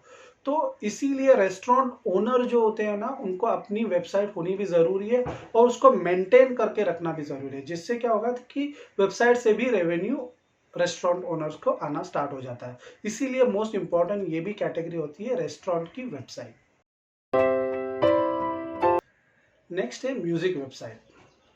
आप सभी जानते हैं कि बहुत सारे म्यूजिक वेबसाइट्स हम देख रहे होते हैं म्यूजिशियंस की या फिर एक बैंड की, जहाँ पे उनके रिलेटेड जो जो उन्होंने गाए हैं वीडियोस, उसके वीडियोस होते हैं, ऑडियोज होते हैं, उनकी प्रोफाइल होती है। तो इससे ये होता है कि हम कभी कभी अननोन आर्टिस्ट के भी वेबसाइट पे चले जाते हैं। अननोन आर्टिस्ट जैसे कि फॉर एग्जांपल अगर मैं देखा जाए कि एक नाम है मयूरी म्हात्रे करके नाम है, वो अच्छा गाती है, लोकली उन पता है कि यहाँ पे जिस एरिया में रहती है तो पब्लिक को पता है कि वो बहुत अच्छा गाती है। कभी उसने ऑनलाइन मीडियम यूज़ नहीं किया कि वो खुद को प्रमोट कर सके, और उसने खुद की वेबसाइट बनाई, अपने जो वीडियोस है वो उस पे ऊपर डाले और देखे, यूज़र्स ने देखे और उसके ऊपर कमेंट किए कि वॉइस के बारे में, क्वालिटी के बारे में, किस तरीके से गाते हो। और उससे क्या होगा कि उनको बहुत और भी काम आना स्टार्ट हो जाएगा। इससे बेनिफिट ये होता है कि यूज़र जो एंगेजमेंट कर रहा होता है, जो वेबसाइट पे इंफॉर्मेशन और म्यूज़िक के बारे में इंफॉर्मेशन डाल रहा है और खुद गाने गा के और वो सारे ऑडियोज और वीडियोस भी डाल रहा है, तो यूज़र उसको फॉलो करता है। और अगर उनको कोई इवेंट करना है, वेडिंग इवेंट करना है या फिर प्रोफेशनल इवेंट करना है और उस सिंगर को बुलाना है जो न्यू सिंगर है बट वॉइस बहुत अच्छा है, वो अच्छा लग रहा है, तो बुलाते हैं। तो उसी लिए हमारी जो जो म्यूज़िक इंडस्ट्री में जो भी म्यूजिशियन है, सॉन्ग्स जो गा रहे होते हैं, उन्होंने अपनी खुद की वेबसाइट्स बनाना भी ज़रूरी है। जिस जो भी काम कर रहे हो उस वेबसाइट पे डाले, तो उससे क्या होगा कि उनका एक पोर्टफोलियो क्रिएट होगा और वो पोर्टफोलियो किसी के साथ भी शेयर कर सकते हैं और यूज़र ऑनलाइन भी देख सकता है और उनको फॉलो कर सकता है और उनसे वो काम काम भी ले सकता है। तो यही चीज़ है। तो ये भी एक मोस्ट इम्पॉर्टेंट कैटेगरी है music website. Next category statistic website. बहुत सारे जन स्टैटिस्टिकली बहुत क्लियर होते हैं, उनको इन्फॉर्मेशंस कंपेयर करना बहुत अच्छा होता है, उससे रिजल्ट निकालना बहुत अच्छा होता है। For example point of view अगर बात करें, अगर दो कार मैं कंपेयर कर रहा हूँ तो डीजल इंजन है, सीएनजी है या पेट्रोल इंजन है, डीजल इंजन है, ये सारे इन्फॉर्मेशन अगर मैं कंपेयर कर रहा हूँ तो मुझे डिसीजन मेकिंग में ईजी होता है कि मैं कौन सी कार लूँ। फॉर एग्जाम्पल अगर पॉलिसी है तो अगर दो मैं कंपनीज के पॉलिसी सेम कैटेगरी की पॉलिसीज, सेम बेनिफिट की पॉलिसीज में अगर कंपेयर कर रहा हूँ तो मुझे सबसे ज़्यादा बेनिफिट्स किस पॉलिसीज में है। तो इस तरीके के वेबसाइट्स को स्टैटिस्टिक वेबसाइट्स बोलते हैं। जैसे कि मार्केट प्लेस की वेबसाइट हो गई किसी का, मैं फॉर एग्जांपल मनी कंट्रोल की वेबसाइट देख लो। आप मनी कंट्रोल की वेबसाइट में देखोगे कि हर एक शेयर को कंपेयर करते हैं, last 3 months, 4 months, 6 months, 8 months, उससे रिजल्ट क्या आया, कितना बेनिफिट हुआ है, ग्रोथ हुआ है या कि नीचे डाउन हुआ है। ये सारी इन्फॉर्मेशन स्टैटिस्टिकल जो वेबसाइट होती है वो उसमें मैनेज की होती है। अगर हम उसके अंदर एनालाइजिंग में बहुत अच्छे हैं तो स्टैटिस्टिक वेबसाइट में भी इन्वेस्टमेंट करना बहुत अच्छा होता है। फॉर एग्जांपल मनी कंट्रोल की जैसी साइट है, रेडिफ मनी है, या फिर अदर फाइनेंशियल वेबसाइट है, शेयर खान वगैरह हो, ये सारी वेबसाइट हो गई। तो इनको भी बेनिफिट मिल रहा है क्योंकि वो सर्विस भी दे रहे हैं और उस तरीके से वेबसाइट पे भी सर्विस दे रहे हैं। तो एक ऑफलाइन सर्विस हो गई, एक ऑनलाइन सर्विस हो गई, तो दोनों जगह सर्विस मिल रही है, तो कस्टमर्स एंगेजमेंट बढ़ती है, कम नहीं होती है। क्योंकि ऑनलाइन से भी कस्टमर्स आते हैं और ऑफलाइन से भी कस्टमर्स आते हैं, कोई रेफरल से भी कस्टमर्स आते हैं। इसलिए स्टैटिस्टिक वेबसाइट्स पे में भी इन्वेस्टमेंट करना बहुत ज़रूरी होता है, और वेबसाइट आइडियाज़ में स्टैटिस्टिक वेबसाइट पे अगर इन्वेस्टमेंट करते हैं तो बेनिफिट ही होता है। नेक्स्ट है पोएट्री और बुक वेबसाइट। आप सभी जानते हैं कि बहुत सारे पोएम, कविताएं लिख रहे होते हैं, बहुत सारे पोएट को हम फॉलो भी कर रहे होते हैं, या बुक्स जो लिखते हैं उनको फॉलो कर रहे होते हैं। तो बुक्स की अगर वेबसाइट्स बना रहे हैं या पोएट्री की वेबसाइट बना रहे हैं, तो हम पोएट बुक्स क्या होता है कि ऑनलाइन अवेलेबल नहीं होते हैं, तो वो उसके सिनॉप्सिस डाल दिए, कोई इन्फॉर्मेशन डाल दी 4-5, उस बुक्स में क्या क्या है, क्या क्या नहीं है, क्या क्या कंटेंट है, कौन सी न्यू बुक्स आ रही हैं, कौन कौन से बुक्स लिखे हैं, ये सारी है ना पोएट्री या बुक्स वेबसाइट पे हम डाल सकते हैं। इससे ये भी होता है कि ऑनलाइन ऑर्डर भी कर सकते हैं बुक्स के लिए, यूज़र्स ऑनलाइन ऑर्डर कर लेंगे, जिससे हमारे जो पोएट्री के ओनर्स है या जो लिख रहा है, कविताएं लिख रहा है या फिर बुक्स लिख रहा है, उसको भी बेनिफिट मिल जाता है उस वेबसाइट से। तो और उससे क्या होता है कि उसके फॉलोअर्स भी बढ़ जाते हैं कि वो ऑनलाइन रीडिंग भी कर रहे हैं, और उसके कंटेंट को पढ़ने के लिए यूज़र सब्सक्राइब भी कर लेता है। एक मंथली सब्सक्रिप्शन या ईयरली सब्सक्रिप्शन मॉडल में भी यूज़ हो जाता है। तो इस तरीके से भी पोएट्री या बुक वेबसाइट यूज़ हो जाती है। अगर मैं पोएम लिख रहा हूँ या बुक्स लिख रहा हूँ, तो उस तरीके की वेबसाइट मेरी खुद की भी उस बुक से रिलेटेड होनी चाहिए, जिससे ये बेनिफिट हो कि यूज़र वो पढ़े और मुझे फॉलो करे, जो पोएम लिख रहा है या बुक्स लिख रहा है उसको फॉलो करे। उससे बेनिफिट हो गया कि इन्फ्लुएंसर मार्केटिंग थ्रू उस जो ऑथर है उसको बेनिफिट ही मिल रहा होता है, और यूज़र एंगेजमेंट जितनी बढ़ेगी उससे बेनिफिट ही मिलेगा। तो इसीलिए ये भी कैटेगरी बहुत इंपॉर्टेंट है बुक्स और पोएट्री वेबसाइट डेवलपमेंट में। नेक्स्ट कैटेगरी है जोक और कॉमेडी वेबसाइट्स। आप सभी जानते हैं कि बहुत जन बहुत अच्छा कंटेंट लिखने में, फनी कंटेंट लिखने में एक्सपर्ट्स होते हैं, और यूज़र्स को फनी कंटेंट बहुत अच्छा लगता है, क्योंकि कुछ डिप्रेशंस में है या फिर कुछ प्रॉब्लम है, तो फनी वेबसाइट्स पे चले जाते हैं, जोक्स पढ़ लेते हैं या फिर वो जोक शेयर कर लेते हैं। कुछ कार्टूनिस्टिक अगर दिखाया है जोक्स तो वो भी पढ़ लेते हैं। इससे बेनिफिट ये होता है कि यूज़र एंगेजमेंट उसमें बढ़ती ही रहती है, क्योंकि वो देख रहे होते हैं कि अरे यार ये बहुत अच्छा फ़नी जोक्स बोल रहा है, ये बहुत अच्छी इन्फॉर्मेशन दे रहा है, फ़नी वीडियोस भी बहुत अच्छे बना रहा है, शॉर्ट वीडियोस है बट फनी है, फॉलो कर रहा होता है। तो इससे बेनिफिट ये होता है कि जो कॉमेडियन होते हैं या फिर इस तरीके का कंटेंट लिखने वाले होते हैं, उनको बेनिफिट मिलता है कि यूज़र एंगेजमेंट बढ़ रही है और रेवेन्यू भी बढ़ रहा है। और जो कॉमेडी शो कर रहे होते हैं और उस तरीके से वीडियोस की वेबसाइट्स खुद की बना रहे होते हैं, या फिर मैजिशियन है और खुद का वेबसाइट्स बना रहा है और उसमें मैजिक ट्रिक्स बता रहे हैं, मैजिक ट्रिक्स सिखा रहे हैं, तो यूज़र उसको फॉलो कर रहा होता है। और कभी भी कोई इवेंट रख रहा है तो वो मैजिशियंस को बुला लेते हैं या कॉमेडियन को बुला लेते हैं, क्योंकि वो देख के उसको फॉलो कर रहे होते हैं, तो उनको लगता है कि इसकी स्किल बहुत अच्छी है, सर्विस बहुत अच्छी है, इसको मैं बुला लूँगा तो मेरा बच्चा भी हैप्पी हो जाएगा, मेरे फैमिली मेम्बर भी हैप्पी हो जाएंगे, जो मेरे फ्रेंड सर्कल आने वाले हैं वो भी हैप्पी हो जाएंगे, उनको भी खुशी मिलेगी। तो उसी लिए हमारी खुद की पर्सनल पोर्टफोलियो वेबसाइट और फनी वेबसाइट भी होनी ज़रूरी है, जहाँ पे हम दूसरों के भी फनी जोक्स वगैरह वो डाल के रेवेन्यू जनरेशन कर सकते हैं, और ये भी कैटेगरी बहुत इंपॉर्टेंट है वेबसाइट आइडियाज़ में। नेक्स्ट कैटेगरी है पेट स्टोर। आप सभी जानते हैं कि हम घर पे बहुत सारे पेट्स रख रहे होते हैं, कैट रखते हैं या डॉग रख लेते हैं या फिर कोई अलग रैबिट भी रख देता है। तो अलग अलग पेट हम हमारे घर पे रख रहे होते हैं, तो उनको केयर करने के लिए ऑनलाइन स्टोर्स क्रिएट करना भी, क्योंकि लिमिटेड होते हैं, लिमिटेड होने से बेनिफिट ये होता है कि वो सर्विस जल्दी मिल जाती है। किसी के घर पे भी पेट है और उसको कोई फूड चाहिए पेट रिलेटेड, तो वो गया मेरे ऑनलाइन स्टोर पे और वहाँ से फूड खरीद लिया। अगर उसके बारे में कुछ इन्फॉर्मेशन चाहिए तो इन्फॉर्मेशन ले ली, या फिर डॉक्टर अपॉइंटमेंट चाहिए, पेट डॉक्टर अपॉइंटमेंट कर ले, पेट केयर कर लिया। तो ये सारी इन्फॉर्मेशन ऑनलाइन में रख सकता हूँ। तो अगर मुझे उसमें इंटरेस्ट है और उस कैटेगरी में मैं बहुत अच्छा काम कर रहा हूँ, तो पेट केयर ये भी बहुत अच्छी कैटेगरी है जहाँ पे यूज़र एंगेजमेंट होता है। क्योंकि हर एक के अभी देखते हैं कि मोस्ट ऑफ द घर पे पेट रखते ही रखते हैं, और वो पेट कैट भी हो सकती है, डॉग भी हो सकता है, लेकिन उसके रिलेटेड जो भी मटेरियल लगता है, शॉप नहाने से लेके उसके खाने से लेके सब कुछ जो भी लग रहा है, उसका कपड़े से लेके वो सारी इंफॉर्मेशन अगर पेट केयर में रख रहे हो, और ऊपर से पेट को संभालने के लिए जो डॉक्टर्स होते हैं उसके भी अपॉइंटमेंट और शेड्यूल्स वगैरह भी रख रहे हैं हमारे वेबसाइट पे, तो बेनिफिट होता है और यूज़र एंगेजमेंट भी बढ़ती है और रेवेन्यू भी बढ़ता है। तो ये भी एक बहुत अच्छी वेबसाइट आइडिया है कि पेट केयर की वेबसाइट्स क्रिएट करना। नेक्स्ट कैटेगरी है फैन क्लब वेबसाइट। आप सभी जानते हैं कि हम किसी ना किसी क्लब को फॉलो कर रहे होते हैं। क्रिकेट में हो गया, मैं इंडिया टीम को फॉलो कर रहा हूँ, हॉकी टीम को फॉलो कर रहा हूँ, मुझे बहुत अच्छे लगते हैं। या फिर मैं सचिन फॉलोअर्स हूँ, तो मैंने सचिन फॉलो की वेबसाइट बनाई जहाँ पे यूज़र सचिन से रिलेटेड सारी इन्फॉर्मेशन, वीडियोस, कंटेंट, ये सारी इन्फॉर्मेशन मैंने वहाँ पे डाल दी। और उस जो फॉलोअर्स हैं उसको, तो वो कंटेंट देखने के लिए वो वेबसाइट पे ज़रूर आते हैं, और वो कंटेंट आने से, यूजर्स आने से एंगेजमेंट बढ़ती है और रेवेन्यू भी जनरेट होता है। तो इस तरीके की फैन क्लब वेबसाइट भी बहुत अच्छा रेवेन्यू जनरेट करती है, और इसमें भी इन्वेस्टमेंट करना बहुत अच्छा हो जाता है।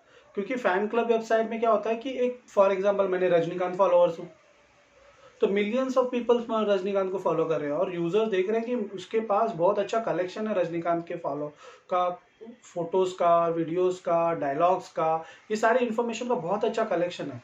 तो यूजर्स वो कलेक्शन को फॉलो कर रहा होता है, तो इससे बेनिफिट होता है कि यूजर जितने आते हैं उतना बेनिफिट ही गिर रहा होता है।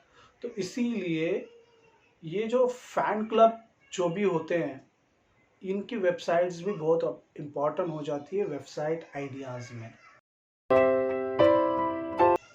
नेक्स्ट है मेडिटेशन वेबसाइट। आप सभी जानते हैं कि वेलनेस के बारे में बहुत इंपॉर्टेंट होता है और बहुत जन फॉलो भी कर रहे थे। तो मेडिटेशन के जो भी बंदे होते हैं, वो सिखा रहे होते हैं, तो उनके पास बहुत सारी इन्फॉर्मेशन होती है।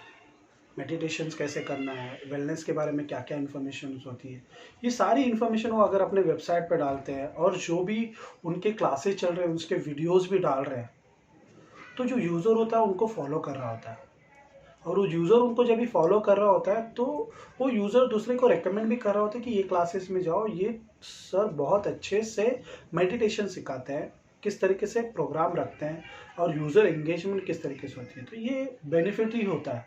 तो इसीलिए मेडिटेशन वेबसाइट भी बहुत अच्छी आइडिया है वेबसाइट डेवलपमेंट में। नेक्स्ट कैटेगरी है वीडियो गेम वेबसाइट। आप सभी जानते हैं कोई ना कोई गेम खेल रहा होता है और उसको कंटिन्यूअसली खेल रहा होता है, और वीडियो गेम्स में अपग्रेड भी आ रहे होते हैं।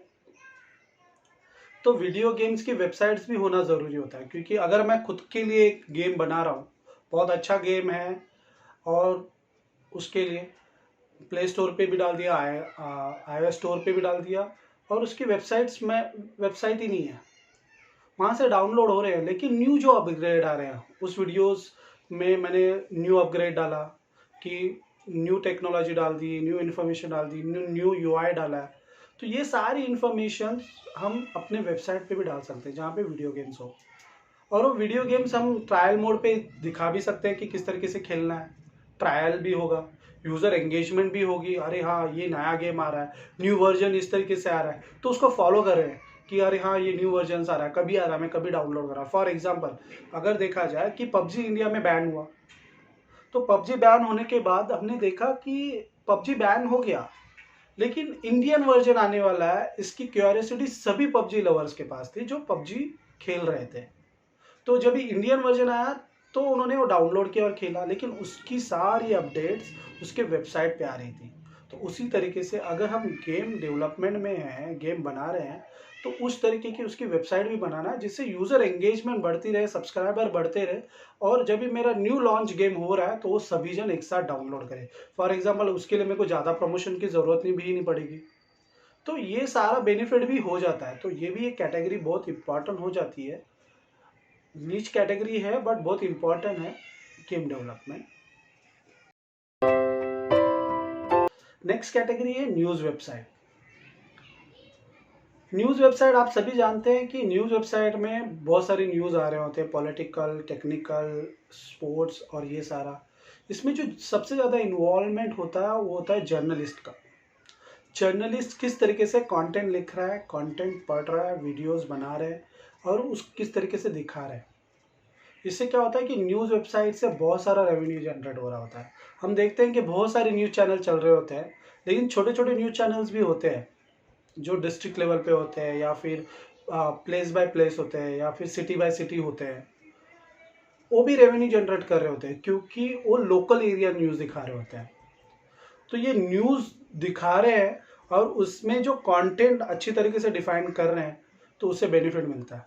बट न्यूज़ जर्नलिस्ट में मैंने इन्वेस्टमेंट कर दिया, वीडियोस में भी इन्वेस्टमेंट कर दिया, इन्वेस्टमेंट ह्यूज है, नीच मार्केट है।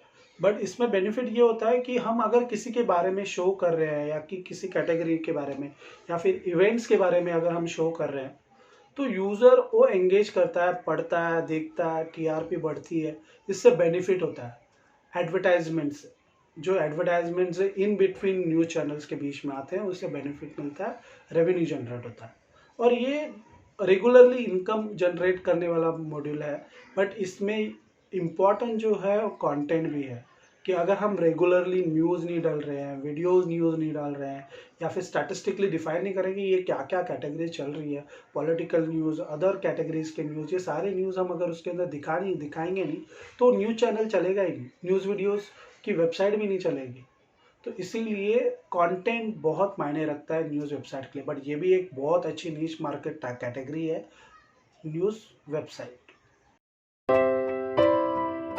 नेक्स्ट कैटेगरी है मूवी रिव्यूज़ वेबसाइट। आप सभी जानते हैं कि बहुत जन मूवी लवर्स होते हैं जो फर्स्ट डे फर्स्ट शो देखते हैं या ट्रायल देखते हैं या फिर उसके ऊपर एनालाइज करते हैं। तो इस तरीके का अगर आपके माइंडसेट है तो आप न्यूज़ मूवीज़ रिव्यू वेबसाइट बना सकते हो। जिससे क्या होगा कि अगर आपने शो देखा है तो उसके बारे में इंफॉर्मेशन दे दी, रेटिंग दे दिया। क्योंकि हम जो मेरी जैसे यूज़र्स होते हैं वो पहले ना रिव्यू पढ़ते हैं कि कैसा रिव्यू है, किस तरीके का मूवी है, शो टाइटल कैसा है, किस तरीके से जरा बीच में स्लो डाउन तो नहीं है। और देखते हैं कि अरे हाँ बहुत अच्छा रिव्यू है, बहुत अच्छी कमेंट्स आ रहे हैं यूज़र्स के वगैरह, तो ही विजिट करते हैं।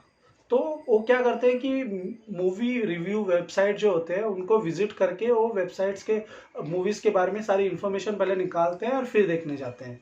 तो इस तरीके के यूज़र्स के लिए मूवी रिव्यूज़ वेबसाइट बहुत मायने रखती है।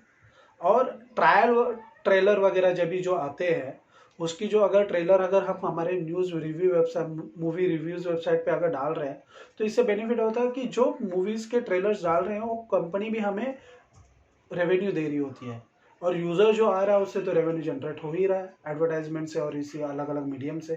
तो ये भी एक बहुत अच्छी नीच कैटेगरी है न्यूज़ या movie review website. Next category है ब्यूटी वेबसाइट। हमने लास्ट डिस्कस भी किया था फैशन वेबसाइट, जहाँ पे फैशन टिप्स एंड ऑल वो सब कुछ आ रहा था। तो उसी कैटेगरी को आगे नेक्स्ट कैटेगरी में आती है ब्यूटी वेबसाइट, जहाँ पे आप सभी जानते हैं कि ब्यूटिशियंस होते हैं, बहुत सारे टिप्स दे रहे होते हैं, बहुत सारे इन्फॉर्मेशन दे रहे होते हैं हेयर के बारे में और ये सारे। तो वो अपने ट्यूटोरियल्स उस वेबसाइट पे डाल सकते हैं। फॉर एग्जांपल मैंने देख बोला कि एबीसी सलून है हमारे एरिया में और उस एबीसी सलून में ये ब्यूटिशियन है, बहुत अच्छा ब्यूटिशियन करती है और इसके पास आप रह जाना। बट उस ब्यूटिशियन की इंफॉर्मेशन जो हो रही है लोकली, जो स्प्रेड हो रही है, वर्ड ऑफ माउथ हो रही है। तो उस ब्यूटिशियन ने अपनी खुद की वेबसाइट बना दी। उस वेबसाइट में उसने जो जो काम करती है वो सारे वीडियोस बना के उसने डाले, उसकी इंफॉर्मेशन डाली। तो जब भी मैं किसी को बोल रहा हूँ कि इसको फॉलो करो तो इसका वीडियो देख लेना था कैसे बना काम करती है, किस तरीके से टिप्स देती है। तो ये सारी इन्फॉर्मेशन ब्यूटीज़ वेबसाइट पे आप डाल सकते हो, ब्यूटी ट्यूटोरियल्स डाल सकते हो, ब्यूटी टिप्स डाल सकते हो, ब्यूटी हेल्थ के रिलेटेड इन्फॉर्मेशन डाल सकते हो। ये सारी इन्फॉर्मेशन आप अपनी वेबसाइट पे डाल के रेवेन्यू जनरेशन भी कर सकते हैं। तो ये भी एक बहुत अच्छी कैटेगरी है वेबसाइट आइडियाज़ में, ब्यूटी वेबसाइट। नेक्स्ट कैटेगरी है स्पोर्ट्स वेबसाइट। आप सभी जानते हैं कि हम बहुत सारे स्पोर्ट्स को फॉलो कर रहे थे। अभी जैसे कि ओलंपिक चल रहा है तो ओलंपिक 2020 को हम फॉलो भी कर रहे हैं कि इंडिया के इवेंट्स कभी कभी है, कितने बजे है, किस टाइमिंग पे है। तो ये सारी जो होती है स्पोर्ट्स वेबसाइट्स में आती है। अगर कोई इवेंट हो रहा है, स्पोर्ट्स हो रहा है, स्कूल में होता है या फिर कॉलेजेस में होता है, इंटर कॉलेज होता है, स्टेट लेवल पे होता है, उस इवेंट्स की वेबसाइट, स्पोर्ट्स वेबसाइट्स भी बनाना ज़रूरी है। जिससे बेनिफिट ये होता है कि जो यूज़र्स उसको फॉलो कर रहे हैं वो देख सकते हैं शेड्यूल कब है, कभी देखना है, कितने बजे जाना है, टिकट कितने बजे निकालना है। तो इससे बेनिफिट ये भी होता है कि स्पोर्ट्स देखने वाले लवर्स जो होते हैं वो इन्फॉर्मेशन देखते हैं और वहाँ पे जाके स्पोर्ट्स भी देख रहे होते हैं और फॉलो भी कर रहे होते हैं कि क्या चल रहा है, न्यूज़ क्या चल रहा है, ट्रेंडिंग क्या चल रहा है, कौन क्या कर रहा है, किसने क्या, कौन से मॉडल में मेडल्स मिल गए हैं, या किसी ने कितने गोल किए, कितने, किसी ने 6 मारे, 4 मारे। ये सारी इन्फॉर्मेशन को उस इवेंट की वेबसाइट को चेक करते हुए देख रहा होता है। तो उसी लिए स्पोर्ट्स की इवेंट्स की वेबसाइट्स भी बनाना बहुत ज़रूरी होती है। स्पोर्ट्स वेबसाइट अगर कंप्लीटली स्पोर्ट्स वेबसाइट्स बना रहे हैं तो वो नीच मार्केट में चलेंगे, उसमें ह्यूज इन्वेस्टमेंट भी लगेगी। लेकिन मेरे जैसा अगर है जो स्पोर्ट्स लवर है और एक इवेंट को फॉलो कर रहा है और उस इवेंट के बारे में इन्फॉर्मेशन सारी है, तो उसकी मैं वेबसाइट्स बना सकता हूँ उनके साथ टाई अप करके, और वो सारी इन्फॉर्मेशन भी डाल सकते हैं और उस इन्फॉर्मेशन से यूज़र को भी इन्फॉर्मेशन मिलेगी, उनको भी रेवेन्यू मिलेगा और मुझे भी रेवेन्यू मिलेगा। तो ये भी एक बहुत अच्छी कैटेगरी है स्पोर्ट्स वेबसाइट। नेक्स्ट कैटेगरी है फाइनेंस वेबसाइट। आप सभी जानते हैं कि फाइनेंस वेबसाइट में बहुत सारी कैटेगरीज आ जाती है, बट फाइनेंशियल इंफॉर्मेशन अगर है हमारे पास और मैं फाइनेंशियल कंसल्टेंट हूँ, तो वो उसके लिए मैं वेबसाइट्स खुद की बना सकता हूँ जहाँ पे फाइनेंशियल इंफॉर्मेशन, सेविंग प्लान्स, किस तरीके से सेव करना चाहिए मनी, किधर इन्वेस्टमेंट करना चाहिए, कौन से शेयर खरीदने चाहिए, कौन से नहीं खरीदने, कौन से पॉलिसीज़ खरीदनी चाहिए। तो ये सारी इन्फॉर्मेशन मैं अपने वेबसाइट पे डाल सकता हूँ। उस सर्विस रिलेटेड जो भी इन्फॉर्मेशन चाहिए वो कॉल बैक मुझे कर सकता है। तो ये सारी इन्फॉर्मेशन जहाँ पे मैं मेरे फाइनेंशियल वेबसाइट पे मैं डाल रहा हूँ, तो उस तरीके की वेबसाइट से रेवेन्यू भी उस तरीके से जनरेट होगा। ये भी एक अच्छा कैटेगरी है जो फाइनेंशियल डोमेन को बहुत अच्छे से जानते हैं।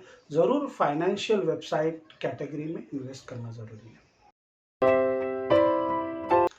नेक्स्ट कैटेगरी है पर्सनल ब्लॉग। अगर आप कुछ अच्छा लिखना चाहते हो तो खुद का पर्सनल ब्लॉग भी होना ज़रूरी है, जहाँ पे आप रेगुलरली कुछ ना कुछ इन्फॉर्मेशन किसी ना किसी कैटेगरी के बारे में लिख रहे हैं और वो इन्फॉर्मेशंस अच्छी हो तो यूज़र फॉलो भी करेगा। तो ये भी एक कैटेगरी बहुत अच्छी है पर्सनल ब्लॉग। फॉर एग्जांपल, अगर मैं रेगुलरली जॉब पे जा रहा हूँ या इसमें जा रहा हूँ, कुछ ना कुछ चैलेंजेस आ रहे होते हैं, technology related, marketing related, sales related, उसके बारे में मैंने इन्फॉर्मेशन अपनी खुद के राइटिंग में, पर्सनली राइटिंग में लिखी है और उसकी वेबसाइट्स बना दी है और उसको फॉलोअर्स है वो कंटिन्यू फॉलो भी कर रहे होते हैं। और ये भी एक अच्छा लॉन्ग टर्म रेवेन्यू है, जहाँ पे ये वेबसाइट्स अगर बना रही है तो पर्सनल ग्रोथ भी हो रही है, जिससे कोई भी अगर आपको फॉलो कर रहा है तो अगर आगे जाके कोई काम है या फिर कोई बेनिफिट्स है, वो आपसे directly marketing point of view, influencer point of view बात कर सकता है। तो यही है कि पर्सनल राइटिंग में बहुत ज़्यादा इंटरेस्ट है तो पर्सनल ब्लॉग कैटेगरी भी बहुत अच्छी कैटेगरी है वेबसाइट आइडियाज़ में। नेक्स्ट कैटेगरी है नॉन प्रॉफिट वेबसाइट। आप सभी जानते हैं कि बहुत सारे एनजीओज होते हैं जो सोशल एक्टिविटीज़ कर रहे होते हैं और वो सोशल एक्टिविटीज़ की इन्फॉर्मेशन वहाँ पे डालते हैं और डोनेशन ले रहे होते हैं। तो ये नॉन प्रॉफिट वेबसाइट बहुत इम्पोर्टेंट होती है एनजीओज के लिए, सोशल एक्टिव सोशली जो एक्टिव है या पॉलिटिकल जो एक्टिव है उनके लिए ये नॉन प्रॉफिट वेबसाइट बहुत इम्पोर्टेंट हो जाती है, जहाँ पे वो जो सोशली जो एक्टिविटीज़ कर रहे हैं। फॉर एग्जांपल, अगर एक एनजीओ है, ट्री प्लांटेशन कर रहा है, चाइल्ड लेबर को सपोर्ट नहीं करता है, उसके बारे में बहुत अच्छे उनको है एजुकेशन दे रहा है, हेल्थ वाइज से बेनिफिट्स दे रहा है, तो ये, या फिर कोई जो अनाथ बच्चे हैं उनको जो बेनिफिट दे रहा है, तो ये जो एनजीओ की वेबसाइट्स होती है नॉन प्रॉफिट में आ जाती हैं। लेकिन उसमें ये होता है कि जो बड़े बड़े कंपनीज होते हैं वो ये सारी वेबसाइट्स देख रहे होते हैं कि इन्होंने क्या क्या काम किया है, किस तरीके से कैटेगरीज में काम कर रहे हैं, कौन से प्रोजेक्ट पे काम कर रहे हैं, और जो एनजीओज का सीएसआर फंड होता है वो उस एनजीओज को भी दे सकते हैं यूज़ करने के लिए। तो ये भी वेबसाइट भी बहुत अच्छे मायना रखती है नॉन प्रॉफिट ऑर्गेनाइजेशन के लिए, जो एनजीओज वगैरह है, जिससे जो इन्वेस्टर्स होते हैं, जो सीएसआर एनजीओज में इन्वेस्टमेंट करना चाहते हैं वो इन्वेस्टमेंट कर सकते हैं। तो ये भी एक वेबसाइट आइडियाज़ में बहुत अच्छी आइडियाज़ है जहाँ पे इन्वेस्टमेंट, ये भी एक बहुत अच्छी आइडिया है वेबसाइट डेवलपमेंट में। नेक्स्ट कैटेगरी है रेज्यूमे वेबसाइट। आप सभी जानते हैं जो एम्प्लॉयज़ होते हैं वो बहुत सारी कंपनी चेंज कर रहे होते हैं या बहुत सारे प्रोजेक्ट पे भी काम कर रहे होते हैं, तो अपनी इन्फॉर्मेशन अपडेट करने के लिए उनके पास समय नहीं होता है, बट उन्होंने सोशली एक्टिव भी होना चाहिए। तो उसके लिए उन्होंने खुद की रेज्यूम के सीवी करिकुलम एक्टिव की वेबसाइट्स बनाना ज़रूरी है जहाँ पे वो अपने बारे में पूरी इन्फॉर्मेशन डाले, जहाँ पे वो अपना एजुकेशन क्वालिफिकेशन डाले, कौन सी मास्टर डिग्री की है, कौन से कोर्स में उनको सर्टिफिकेट मिला है या पीएमपी किया है नहीं किया है, कौन से कैटेगरी में उनको सबसे ज़्यादा नॉलेज है, वो सारा उन्होंने वहाँ पे डिफाइन करना चाहिए। वहाँ पे कौन से प्रोजेक्ट किए, कौन से कंपनी में काम किया, कितने ईयर्स का एक्सपीरियंस है, ये सारी इन्फॉर्मेशन रेज्यूम वेबसाइट में होनी चाहिए।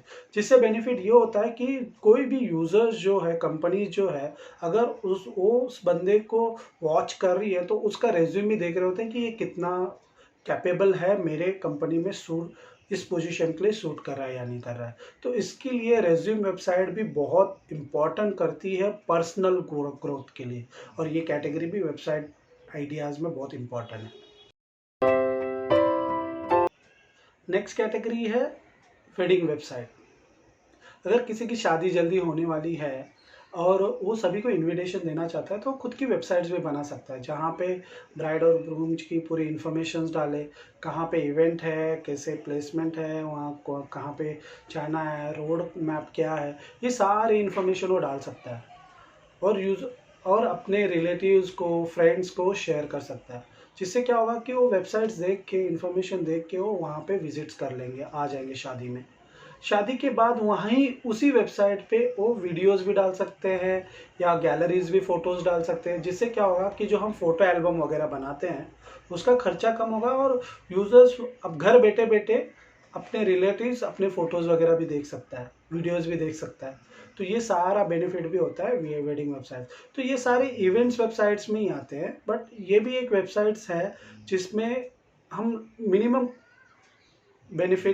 मिनिमम खर्चा करके हमें मैक्सिमम बेनिफिट मिल सकता है। बट ये लॉन्ग टर्म वेबसाइट्स नहीं होती हैं, ये सिर्फ इवेंट रिलेटेड ही वेबसाइट हो जाती है। तो ये भी एक कैटेगरी अच्छी है जो इवेंट वेबसाइट्स बनाने की। नेक्स्ट कैटेगरी है क्विज वेबसाइट।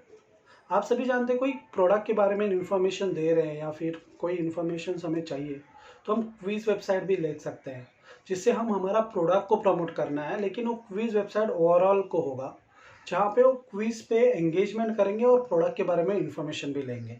और इससे क्या होगा कि जो यूज़र रजिस्टर कर रहे हैं वो हमें डेटा भी मिलेगा, प्रोडक्ट प्रमोट भी होगा, प्रोडक्ट प्रमोट होने से सेल्स भी, रेवेन्यू जनरेट होगा। तो क्विज वेबसाइट जो बहुत इंपॉर्टेंट मायने रखती हैं क्योंकि यूज़र एंगेज करता है उस क्विज में, क्योंकि उसमें कुछ ना कुछ गुडीज़ या कुछ ना कुछ प्राइज मनी भी रखते हैं, जिससे बेनिफिट होता है कि यूज़र्स वो प्राइज मनी के लिए वो क्विज खेलता है, 10 से 15 मिनट स्पेंड भी करता है और प्रोडक्ट के बारे में इंफॉर्मेशन भी मिल जाती है उसको। तो इससे ये होता है कि वो प्रोडक्ट के बारे में उसके पास जानकारी है तो वो दूसरे को भी दे सकता है और खुद भी खरीद सकता है, और ऊपर से रेवेन्यू और इन्फॉर्मेशन डेटा कलेक्शन भी हो जाता है। तो क्विज वेबसाइट भी बहुत इंपॉर्टेंट है वेबसाइट आइडियाज़ में। नेक्स्ट कैटेगरी है फिल्म वेबसाइट।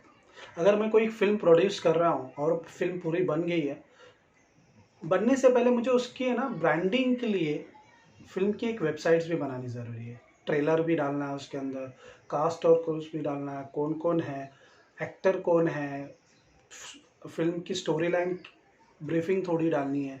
इससे क्या होगा कि यूज़र्स को लगेगा कि ये वेब फिल्म आ रही है, एंगेजमेंट होने वाला है, ये फिल्म आ रही है, इतने तारीख को आ रही है, ये एक्टर है, ये सारी है, उसके फोटोज़ गैलरीज वगैरह डाले तो उसको फॉलो कर रहा होगा यूज़र्स। क्योंकि जब भी फिल्म लॉन्च होगी तो ऑटोमेटिकली वो बुकिंग भी करेंगे और वहाँ पे बुकिंग भी रख देंगे तो यूज़र्स वहीं से बुकिंग भी कर लेगा। तो ये भी एक बहुत इंपॉर्टेंट होता है और ये ब्रांडिंग और प्रमोशंस के लिए बहुत मायने रखती है कि अगर एक फ़िल्म प्रोड्यूस कर रहे हैं तो फिल्म की वेबसाइट्स भी होना ज़रूरी है, और ये भी एक बहुत अच्छी आइडिया है वेबसाइट डेवलपमेंट। इस वीडियो में हमने सीखा कि वेबसाइट आइडियाज़ कौन कौन से वेबसाइट डेवलपमेंट में। जिससे रेवेन्यू भी जनरेट हो और ब्रांडिंग प्रमोशंस भी हो। तो ये सारी आइडियाज़ आपको बहुत अच्छे लगे हैं तो सब्सक्राइब करें हमारे चैनल डिजी रीलोड को और बेल आइकॉन को क्लिक करना ना भूलें, जिससे हमारी जो रेगुलरली वीडियोस अपलोड होते हैं marketing technology, digital marketing, UI UX से रिलेटेड, उसकी आपको नोटिफिकेशन मिल पाए। Thank you.